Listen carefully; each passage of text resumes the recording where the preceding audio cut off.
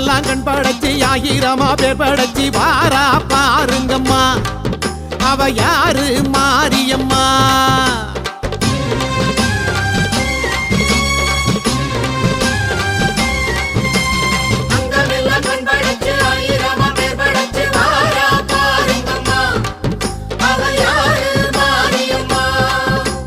கண்ணபுரத்தா அவ என்ன படைச்சா,